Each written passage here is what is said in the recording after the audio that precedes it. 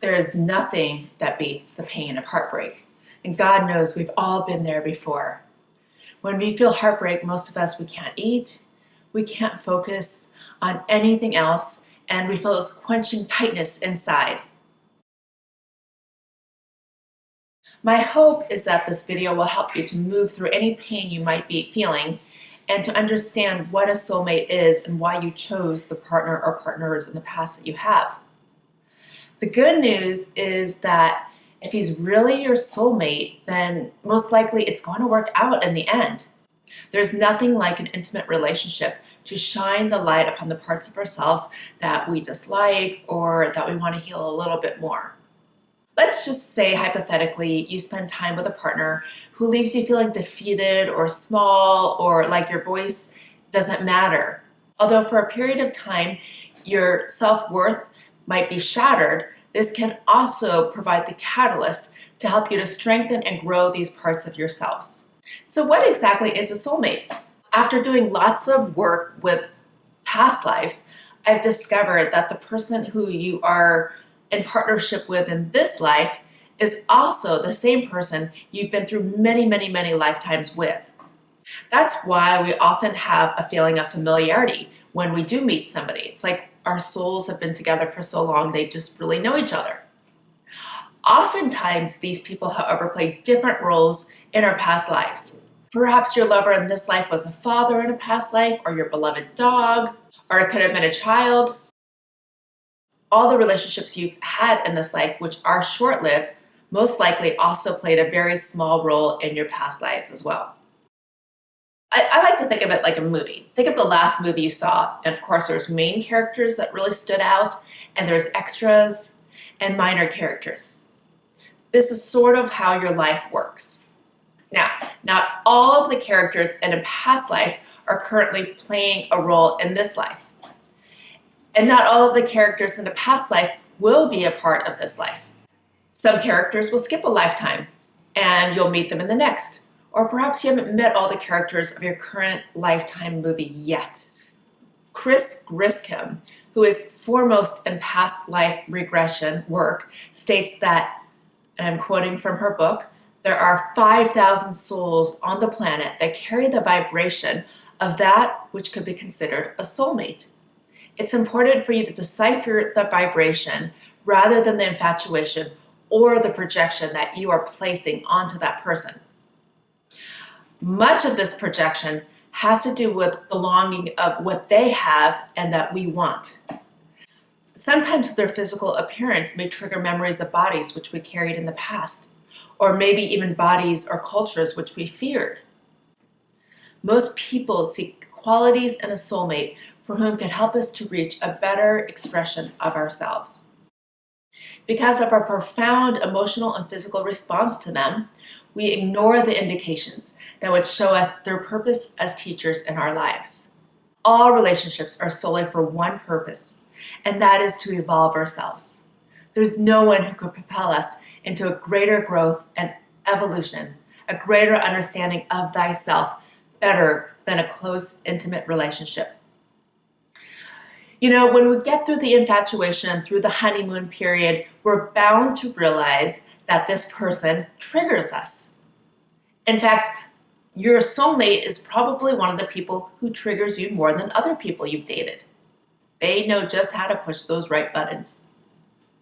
It's at this point that it's crucial that we start to gain understanding of how we subconsciously chose into the qualities and the traits of this person, regardless of how painful and irritating they could be. We came into this lifetime to learn certain lessons and themes. For me personally, I needed to do a great deal of healing around this dynamic I had with men. I had to do a lot of healing on my relationship with my father before it was even possible for me to meet my husband. I do a lot of work with clients on love-related issues, and the important thing for all of us to know is that the patterns that we're facing with the opposite sex are deep and have both an ancestral and a karmic root. This is why sometimes traditional talk therapy isn't powerful enough to break through these patterns. So here is my advice to you. Number one, If you're single, try to become your highest and best self prior to meeting your partner. That means do your best to heal the patterns that were revealed to you from previous relationships. And the reason is very simple. This is because of the universal law of attraction, that what we're putting out into the world gets reflected back to us in a person, in a partner. So we want to heal specific metrics within inside of ourselves before we even meet this potential partner. And here's what I mean by metrics.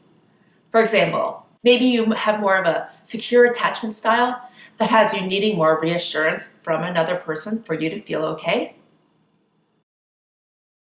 Reaching for what you want instead of allowing it to come to you.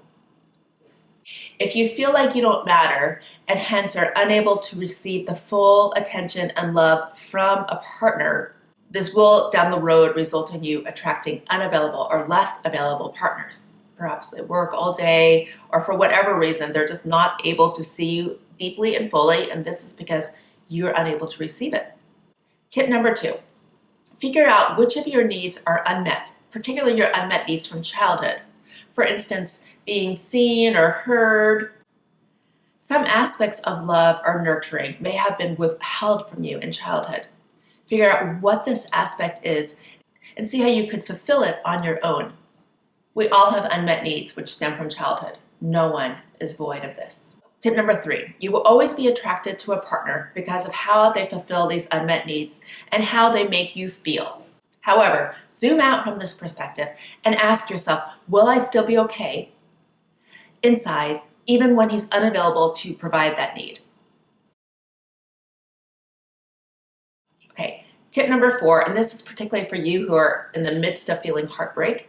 Start to live your life minute by minute. Take 1 minute, just this one moment, and think about what will make you feel better, what will make you feel happier. Instead of going in that monkey mind of thought about he did, she did, I should have, just see if you could take your mind outside of yourself and focus on something that has you feel a little bit better and to stop my monkey mind of possessive thinking. Tip number 5. Rather than boomeranging into all the aspects of yourself that feel inferior or insignificant because of how this partner left you, try instead to remember the truth of who you are. Remember a time when you were in your full power, when you were in your full brilliance. And remember that is the truth of who you are. Tip number 5, do belief change work to break down those beliefs that might sound like I'm not good enough, I'm unworthy, something's wrong with me. Those beliefs stem from early childhood. So you want to go deep, and I actually have a belief change meditation here on YouTube that's very powerful and helpful to transform those weeds of beliefs into flowers of positivity. Tip number 7, people come in and out of your life for a reason. What part of the puzzle do they complete? Look for the positives that the relationship caused you to know, particularly about what you want in a future relationship. And tip number 8, this is a takeoff of number 7, look back upon your loves in the past, especially the ones who have given you the most pain. Even them dying is a reason for them to give you pain. Close your eyes and reflect inwardly at how you have grown and how you have evolved and become a better person because of your time and your experiences that you had with this person. For your own personal evolution and healing, it's helpful to come to a place where you can look back and say thank you to these people who have taught you who you are and have helped you to grow into the person who you are right now. Even our rapists and greatest enemies are teachers in some way, shape, or form. And perhaps there's aspects of that experience that have helped you to grow and evolve into the person you are today. For if nothing else, they have taught us what we do want in a partnership and how we want to feel inside.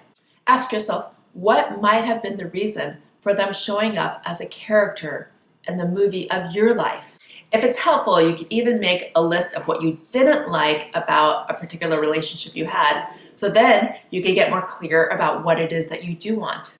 And the last 2 is you want to come to a place of forgiveness and only forgive when the timing feels appropriate and right. I know it's very easy to harbor anger and resentment towards people who have done us wrong or really taken our self-worth with them when they left. Yet to the degree you have that anger and guardedness within inside yourself, you're actually just blocking another relationship, and you're blocking love from coming in and finding you. And my last piece of advice for you is, when the timing feels right, to simply let them go. Letting go of past relationships, the good, the bad, and the ugly, then leaves opportunity for the door to open to new opportunities to find you. Your soulmate is simply waiting for you to heal these aspects of yourself, and at the same time, he or she's doing their own work. And when the timing aligns, you two will meet. Hence, it will cause you much less suffering to remain a stable and solid force with whatever you're going through in your relationship hurdles. And others will admire you for it. I personally had to wait till age 44 to heal these parts of myself that were blocking me from experiencing true love. And let me tell you, it's well worth the wait. We were all put onto this planet for our unique purpose. And love plays a powerful role in defining an aspect of what that purpose is. Stay true to yourself and trust that as long as your soul and heart is open, love will find you. Thank you.